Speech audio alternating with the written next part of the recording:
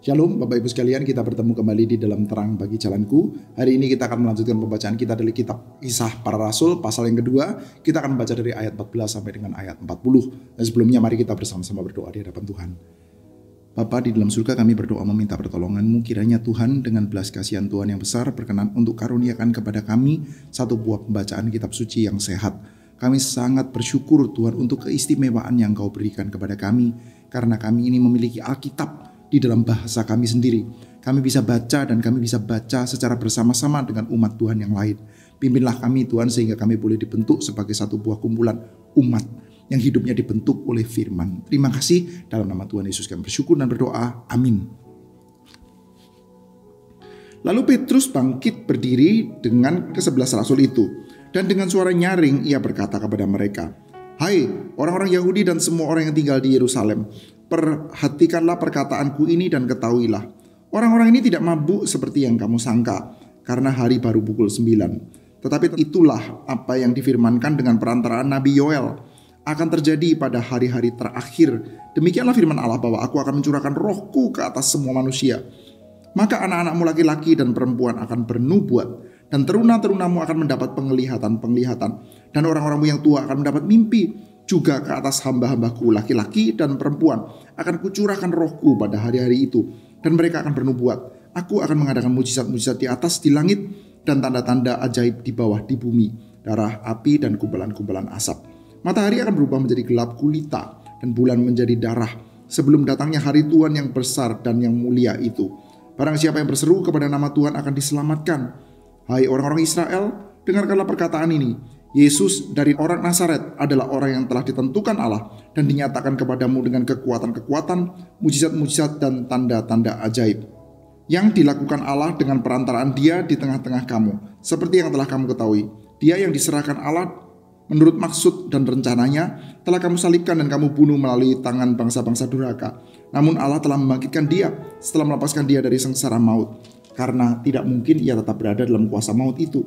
Sebab Daud berkata tentang Dia, "Aku memandang Tuhan senantiasa di hadapanku. Ia berada di sebelah kananku sehingga aku tidak goyah. Sebab itu hatiku bersuka cita dan lidahku bersorak-sorak. Bahkan tubuhku akan tinggal dalam pengharapan. Sebab Engkau tidak meninggalkan aku dalam dunia orang mati, dan tidak membiarkan orang kudus-Mu mengalami kebinasaan. Engkau memberitahukan kepadaku jalan kehidupan. Engkau akan melimpahi aku dengan sukacita di hadapan-Mu." Saudara-saudara, aku dapat berkata-kata dengan terus terang kepadamu tentang Daud bapa leluhur kita. Ia telah mati dan dikubur, dan kuburannya masih ada pada kita sampai hari ini. Namun ia adalah seorang nabi dan ia tahu bahwa Allah telah berjanji kepadanya dengan bersumpah bahwa ia akan mendudukkan seorang dari keturunan Daud sendiri di atas tahtanya. Karena itu ia telah melihat ke depan dan telah berbicara tentang kebangkitan Mesias, ketika ia mengatakan bahwa ia tidak ditinggikan di dalam dunia orang mati dan bahwa tubuhnya tidak mengalami kebinasaan. Yesus inilah yang dibangkitkan Allah, dan tentang hal itu kami semua adalah saksi. Sesudah ia ditinggikan oleh tangan kanan Allah dan menerima dari Bapa Roh Kudus yang dijanjikan itu, maka dicurahkannyalah roh seperti yang kamu lihat dan dengar di sini. Sebab bukan Daud yang naik ke surga, malahan Daud sendiri berkata, "Tuhan telah berfirman kepada Tuanku, duduklah di sebelah kananku sampai kubuat musuh-musuhmu menjadi tumpuan kakimu." Jadi seluruh kaum Israel harus tahu dengan pasti bahwa Allah telah membuat Yesus yang kamu salibkan itu menjadi Tuhan dan Kristus. Ketika mendengar hal itu, dari hati mereka tersayat. Lalu mereka bertanya kepada Petrus dan rasul-rasul yang lain, "Apa yang harus kami berbuat, saudara-saudara?" Jawab Petrus kepada mereka, "Bertobatlah dan hendaklah kamu masing-masing dibaptis dalam nama Yesus Kristus untuk pengampunan dosamu. Maka kamu akan menerima karunia, yaitu Roh Kudus. Sebab bagi kamulah janji itu, bagi anak-anakmu dan bagi semua orang yang masih jauh, sebanyak yang akan dipanggil oleh Tuhan Allah kita." Dengan banyak perkataan lain ia bersaksi dan mendesak mereka, katanya, "Berilah dirimu diselamatkan dari generasi yang jahat ini." Sampai di sini pembacaan Alkitab kita. Rekan-rekan sekalian, kita masih mengingat ya bahwa ketika Roh Kudus turun di hari Pentakosta. Jadi secara spesifik Roh Kudus itu memilih untuk turun di dalam konteks hari raya Pentakosta. Satu buah hari yang mengingatkan kepada kita bahwa Tuhan itu tepat terhadap janjinya dan Tuhan itu penuh dengan kemurahan. Dan ketika Roh Kudus turun, maka ada banyak dari rasul-rasul itu yang berbicara di dalam bahasa-bahasa lain, bahasa-bahasa yang dimengerti oleh banyak orang. Dan ini bukan sekedar bahasa-bahasa yang bisa dimengerti, orang bisa comprehend, tapi bahasa yang mengena di hati, saudara. Kenapa, saudara? Karena itu adalah bahasa daerah. Kita bisa asumsikan, saudara, bahwa orang-orang pada waktu dari daerah yang banyak, mereka semuanya berziarah kumpul ke Yerusalem. Tentu saja akan ada common language, ya, akan ada bahasa bersama yang mereka ketahui di sana, saudara. Jadi kalau kita, ya, misalkan ya, saya adalah orang yang sekarang ini tinggal di Batam, lalu ada orang yang tinggal di tempat-tempat yang berbeda-beda, saudara. Lalu kita berkumpul di dalam satu buah tempat berziarah, saudara. Tentu ada bahasa bersama, saudara, yang diketahui oleh semua orang, saudara. Mereka semua bisa mengerti, saudara. Namun kalau namanya bahasa asing itu kita bisa mengetahui, mungkin bisa mengerti, tetapi tidak sampai kena di hati, saudara. Saya mendengarkan khotbah berbahasa Inggris bisa mengerti nggak? Bisa. Mendengarkan lecture bisa mengerti nggak? Bisa. Tetapi tidak sama itu rasanya dengan mendengarkan khotbah di dalam bahasa Indonesia. Karena saya dibesarkan dengan bahasa Indonesia, sehingga yang namanya urusan rasa itu buat saya akan lebih gampang kena dengan bahasa Indonesia atau orang-orang tertentu di dalam bahasa daerahnya masing-masing, saudara. Maka kita mendapati, saudara, ketika Roh Kudus turun, rasul-rasul ini sudah mulai berbahasa-bahasa, saudara. Bahasa-bahasa mereka ini bukan sekedar adalah bahasa yang dimengerti, tapi bahasa ini adalah bahasa yang kena di hati mereka, saudara. Dan mereka tahu ini yang disebutkan adalah perbuatan-perbuatan besar yang dilakukan oleh Allah, saudara. Nah, saat ini, saudara, kita mendapati ya ada gereja-gereja yang mengklaim ya mereka itu berbahasa lidah. Mereka mengklaim mereka itu berbahasa roh, saudara. Dan ketika mereka itu berbahasa-bahasa itu, saudara, yang mendengarkan tidak mengerti. Bukan sekedar yang mendengarkan tidak mengerti, yang ngomong pun juga tidak mengerti, saudara. Nah, lalu ada yang mengatakan ini berbeda mungkin ya, seperti yang dalam surat 1 Korintus. Dalam 1 Korintus juga mereka itu tidak mengerti kok. Yang ngomong tidak ngerti, yang diajak ngomong juga nggak mengerti. Yang ngerti itu cuman Allah saja, saudara. Anda bisa bayangkan, saudara, ini jenis komunikasi seperti ini, saudara. Nah, tetapi, saudara, kalau di dalam kitab 1 Korintus kita mendapati Paulus juga memberikan surah arahan bahwa kalau kamu sampai melakukan itu di dalam pertemuan ibadah, ya, dalam pertemuan jemaat.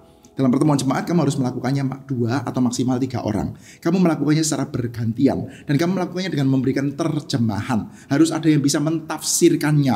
Lain daripada itu, kamu boleh nggak memakai karunia itu? Oh boleh, pakai saja di rumah sendirian. Tapi kalau di dalam satu buah pertemuan jemaat, di dalam satu buah public worship, kamu harus memakainya secara teratur. Nah, kurang lebih seperti itu, saudara. Tapi kita tidak bicarakan 1 Korintus, saudara. Nah, kita mendapati, saudara, mereka ini sudah berbicara di dalam bahasa-bahasa yang lain-lain, bahasa-bahasa yang kena di dalam hati banyak orang, saudara. Lalu ada orang yang mencibir, saudara, mengatakan bahwa itu mabuk saja itu, kayak orang mabuk saja, saudara. Dan memang betul ya, saudara, mereka ini adalah seperti kayak orang yang lagi mabuk, ya, seperti kayak orang yang tidak waras saja. Kenapa, saudara? Mereka seperti kayak orang mabuk. Nah, kita sudah melihat, saudara, karena itu Pentakosta loh. Orang-orang Yahudi yang sangat bersemangat, orang-orang Yahudi yang bisa dikatakan tuh hot-headed ya, kepala-kepala panas dan hati panas, saudara. Karena mereka itu adalah orang yang melakukan hal yang lebih daripada orang-orang Yahudi yang lain pada umumnya. Nah, begini, saudara. Memang di dalam Perjanjian Lama ada aturan beberapa festivalnya mereka, orang-orang Yahudi itu perlu untuk berziarah ke Yerusalem. Mereka harus berziarah ke Yerusalem. Salah satunya Paskah, Pondok Daun, lalu Pentakosta, saudara, atau Hari Raya 7 Minggu. Mereka harusnya berziarah ke Yerusalem. Tapi kita semua tahu, saudara, bahwa yang namanya berziarah, pergi ke tempat yang jauh, itu butuh logistik, butuh keuangan. Kalau orang itu keuangannya tidak cukup, atau mereka itu ya logistiknya tidak cukup, keadaan tidak memungkinkan, saudara, mereka seringkali tidak bisa 1 tahun 3 kali pergi ke Yerusalem. Tapi kalau nggak bisa 1 tahun 3 kali gimana? Ya sudah, I give up my religion. Saya tidak bisa memenuhi tuntunan hukum Tuhan. Ya enggak, saudara. Saudara juga enggak begitu kan, saudara. Kalau kita tahu, saudara, bahwa kita itu di dalam gereja ada acara A, B, C, D, E, F, G. Kadang-kadang Anda enggak bisa ikut semuanya. Anda cuma ikut 3 di antaranya, 2 di antaranya. Kadang-kadang begitu, saudara. Nah, sama orang Yahudi yang mirip seperti itu, saudara. Kalau mereka itu tidak bisa berziarah dalam 1 tahun 3 kali, ya mereka berziarahnya mungkin 2 kali. Tak bisa 2 kali, ya mungkin berziarahnya 1 kali, saudara. Tapi kalau berziarahnya cuma 1 kali, itu yang dipilih. Ya harusnya ya Paskah. Karena itu adalah hari raya yang terbesar, saudara. Nah, ini mereka, saudara, adalah orang-orang yang berziarah bukan di hari raya Paskah.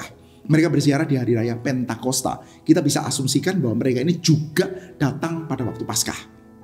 Paskah yang paling besar, saudara. Sedikit susah untuk dimengerti kalau mereka datangnya di Pentakosta atau mereka datangnya di Pondok Daun, tetapi tidak datang pada waktu Paskah, saudara. Sedikit susah dimengerti, saudara. Jadi kita bisa membayangkan ini adalah orang-orang Yahudi yang walk extra miles. Mereka melakukan lebih daripada yang kebanyakan orang Yahudi lain lakukan, saudara. Dan mereka ini, saudara, orang-orang yang berdarah panas, orang-orang yang bersemangat, orang-orang yang saleh, dicatat seperti itu sudah. Adalah orang-orang yang seperti apa? Ya besar kemungkinan cukup banyak di antara mereka ini adalah orang-orang yang membenci Yesus juga, yang kurang lebih 7 minggu sebelumnya pada waktu hari raya Paskah, Jumat Agung, mereka berteriak-teriak supaya Yesus disalibkan sudah. Mereka adalah orang-orang yang membenci Yesus, dan sekarang murid-murid Yesus memberitakan tentang Yesus di hadapan orang-orang yang sedang melakukan festival besar tuh. Apa murid-murid ini lupa ya bahwa Yesus itu pernah disalib loh. Murid-murid ini lupa ya bahwa Yesus itu dibunuh loh di sana loh. Mereka kok beraninya? Maka banyak orang mengatakan, lihat ya kayak orang mabuk saja. Tapi justru sudah kita dilihat ya di sini sudah. Nanti Petrus akan memberikan penjelasan. No, ini bukan urusan kemabukan ya. Karena apa? Karena hari baru pukul 9. Nah, apalagi pada waktu festival, pada waktu itu sudah pukul 9 tuh mungkin orang belum makan sudah. Belum makan, belum minum ya. Belum pada waktunya mabuk. Bukan berarti bahwa ada jam tertentu untuk mabuk, bukan ya sudah. Tetapi sudah selebrasi itu tidak dilakukan di jam itu sudah. Nah memang kalau selebrasi kadang-kadang orang yang makan, minum seperti kayak orang lebih rileks sudah. Tapi ini belum waktunya. Dan Petrus mengatakan ini adalah seperti yang dinubuatkan di dalam kitab Nabi Yoel. Nah sudah, ketika Roh Kudus turun kita melihat ya, Roh Kudus turun itu di dalam bentuk api, lidah-lidah api. Dan sebelumnya ada bunyi deru angin sudah. Dan ini adalah satu buah kuasa yang besar. Kuasa yang tidak gampang untuk dijinakkan. Kuasa yang tidak kuai-kuai sudah. Kuasa yang tidak jinak sudah. Kuasa Roh Kudus ketika menguasai gereja itu tidak jinak sudah. Orang itu akan kehidupannya diubahkan oleh Tuhan secara besar-besaran. Seringkali sudah orang yang mengalami sendiri sudah tidak tentu bisa hidup dalam kestabilan dan kenikmatan sudah. Murid-murid rasul-rasul apakah mereka happy dengan itu? Nah kita nggak tahu lah perasaan internal mereka seperti apa sudah. Tapi yang jelas kita tahu bahwa kehidupan mereka itu digoncang-goncang secara sangat besar sudah. Nah termasuk pada waktu itu mereka sampai tindakannya kayak orang mabuk gitu ya. Berani-berani yang ngomong seperti itu sudah. Dan kita melihat ya Petrus berkata, no ini bukan orang mabuk ya. Tapi kamu lihat apa yang terjadi di sini. Yang terjadi di sini sebetulnya adalah penggenapan dari apa yang ada di dalam ucapannya Nabi Yoel. Apa itu sudah? Nah ini ya sudah ya. Pada hari-hari terakhir aku akan mencurahkan rohku ke atas semua manusia. Anak-anakmu laki-laki, perempuan akan bernubuat. Teruna-terunamu akan mendapat penglihatan-penglihatan.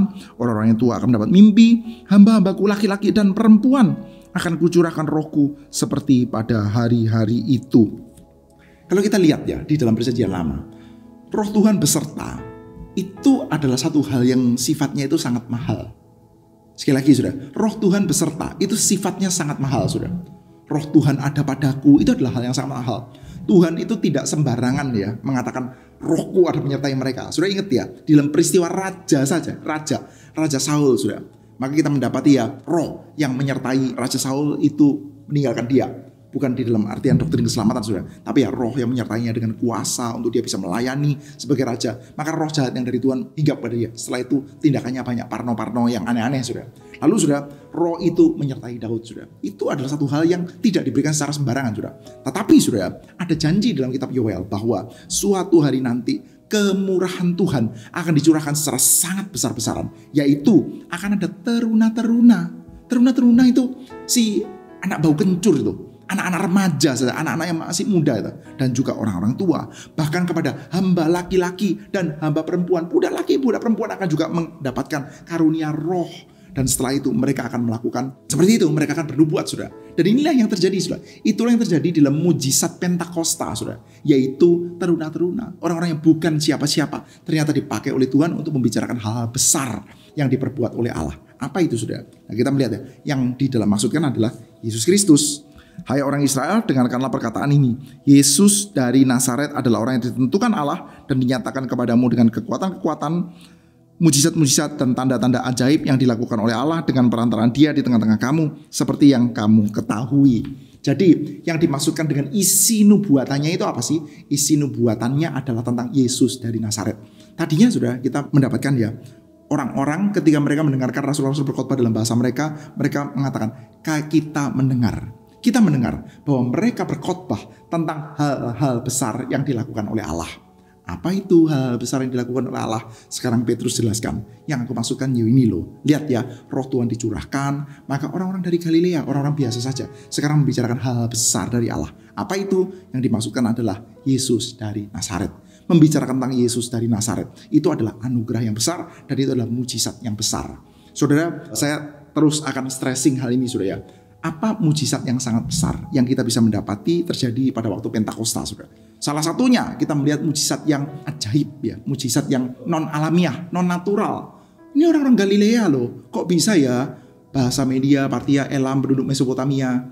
Mujizatnya adalah mujizat alih bahasa. Saudara, alih bahasa mujizat bukan? Ya mujizat sih. Dari tadinya tidak bisa bahasa A lalu bisa jadi bahasa A. Yaitu mujizat memang, saudara. Alih bahasa. Tapi saudara, mujizat itu adalah mujizat yang besar enggak? Ya besar. Tapi bukan mujizat yang paling besar. Kita tahu saudara, di dalam perjanjian lama itu saudara, keledai pun ya, keledai bisa berkhotbah. Keledai Biliam, saudara, kita tahu itu saudara. Jadi ahli bahasa memang adalah mujizat, tetapi ya ini bukan mujizatnya sampai gimana saudara. Keledai pun pernah dapat tuh saudara. Tuhan Yesus saudara, ketika dia itu masuk ke dalam Yerusalem, orang-orang mengeluh-elukan dia, saudara, berseru-seru saudara. Lalu ada yang keberatan lalu mengatakan, suruh muridmu diam. Dan dia mengatakan, kalau murid saya diam nanti batu yang teriak. Jangankan keledai, batu juga bisa berbahasa, saudara. Jadi, kalau sekarang ada orang-orang Galilea tidak pernah belajar bahasa Media, Partia, Elam, penduduk Mesopotamia, dan sekarang jadi bisa bahasanya, ya itu memang mujizat. Tapi ya bukan sampai seheboh itu di dalam kacamatanya orang Yahudi, saudara. Ada mujizat yang lebih besar. Ada mujizat yang lebih hebat daripada sekedar alih bahasa. Alih bahasa itu kalau zaman sekarang, saudara, Anda bisa mendapatkannya. Anda bisa alih bahasa. Kalau Anda punya Duolingo, begitu saudara, Anda bisa belajar bahasa itu, saudara. Sepanjang Anda rajin saja, Anda cukup latihan, atau Anda ikut les, ya Anda nanti akan bisa. Tetapi saudara, mujizat ini saudara, Anda tidak bisa belajar. Anda tidak bisa install aplikasi apa supaya Anda bisa mujizat ini, saudara. Yaitu apa? Kita orang-orang biasa, bukan siapa-siapa. Dan sekarang dipakai oleh Tuhan untuk membicarakan hal-hal besar yang diperbuat oleh Tuhan, yaitu tentang Yesus dari Nazaret.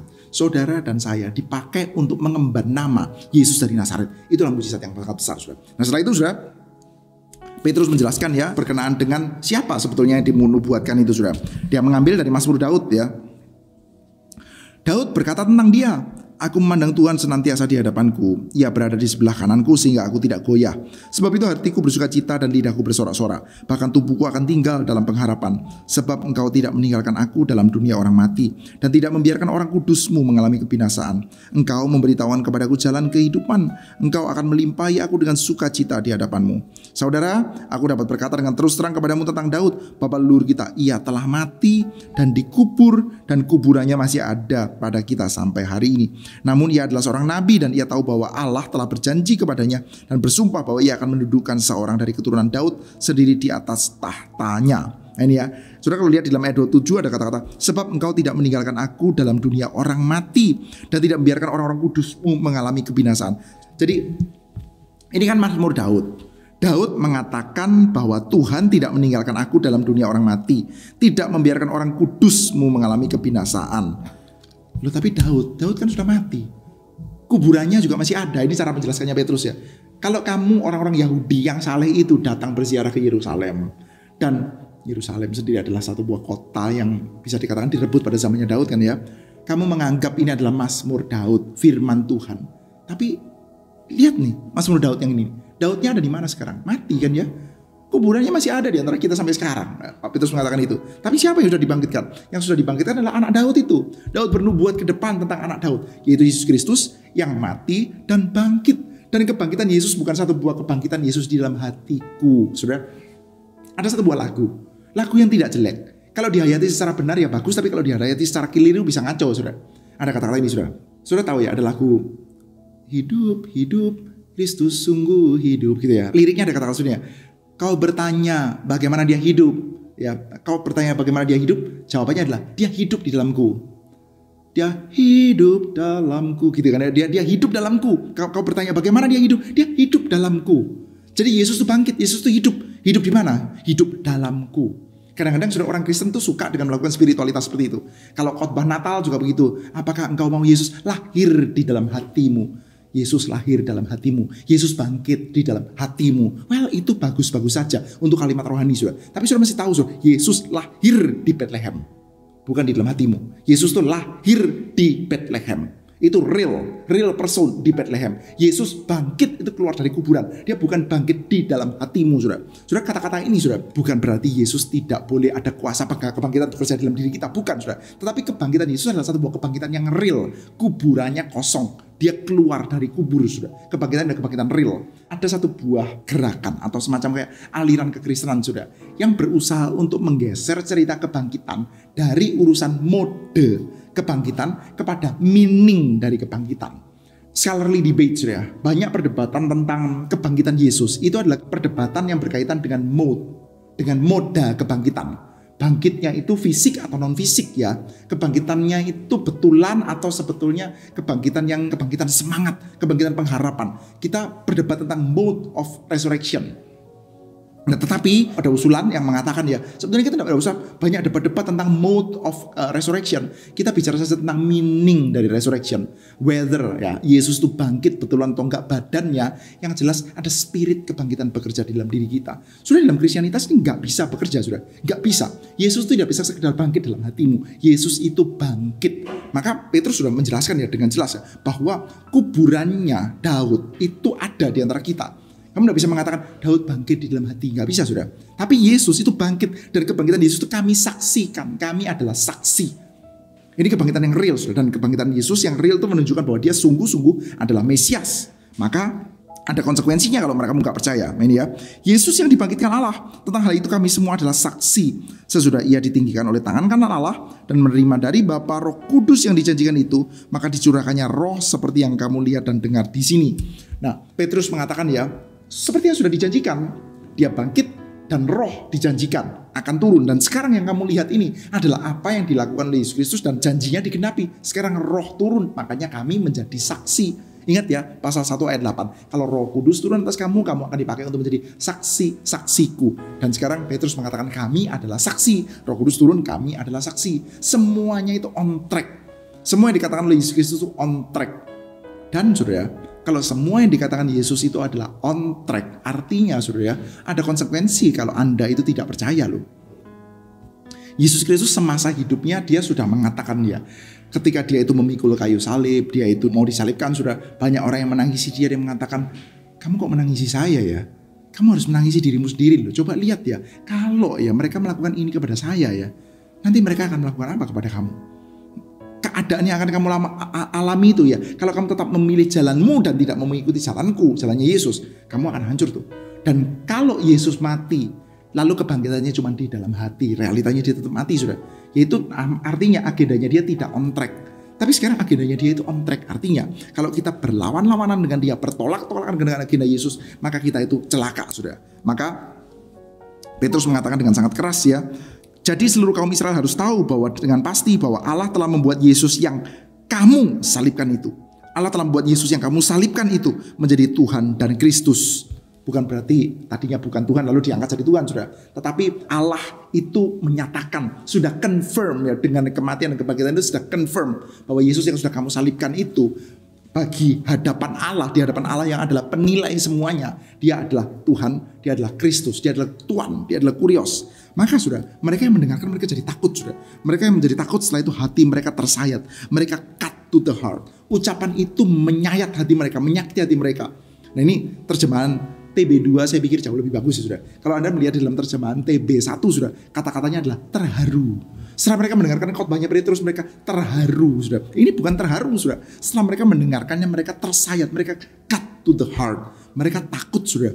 Wah, kalau kayak gini kami celakanya. Bagaimana ini? Yesusnya bangkit, yang dia janjikan Roh Kudus turun betulan, artinya semua agendanya dia on track, dan kami adalah musuh-musuh.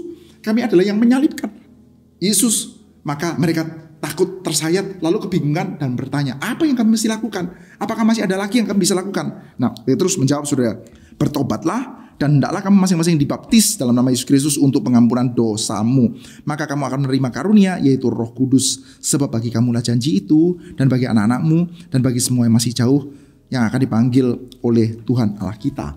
Nah, ternyata sudah ada berita pengampunan.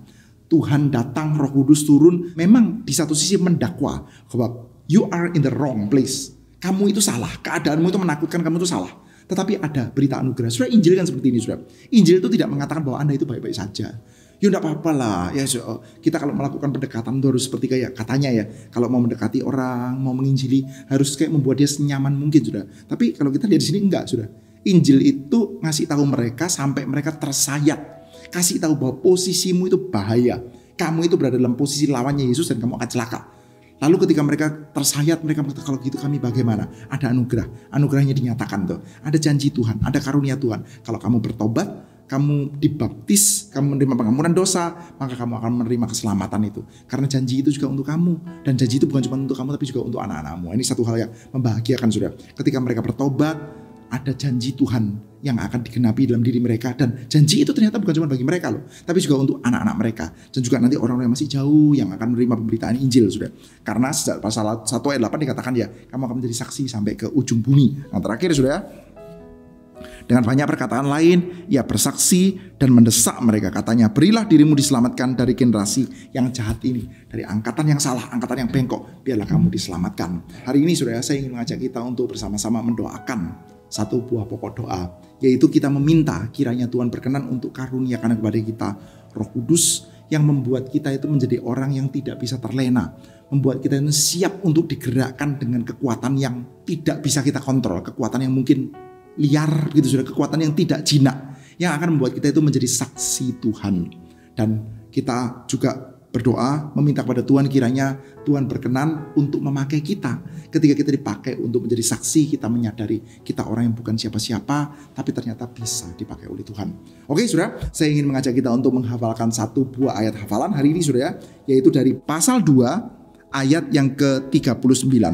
Sebab bagi kamulah janji itu, bagi anak-anakmu dan bagi semua orang yang masih jauh, sebanyak yang akan dipanggil oleh Tuhan Allah kita. Baik rekan-rekan sekalian, kita bertemu kembali dalam Terang Bagi Jalanku episode selanjutnya. Tuhan memberkati setiap kita.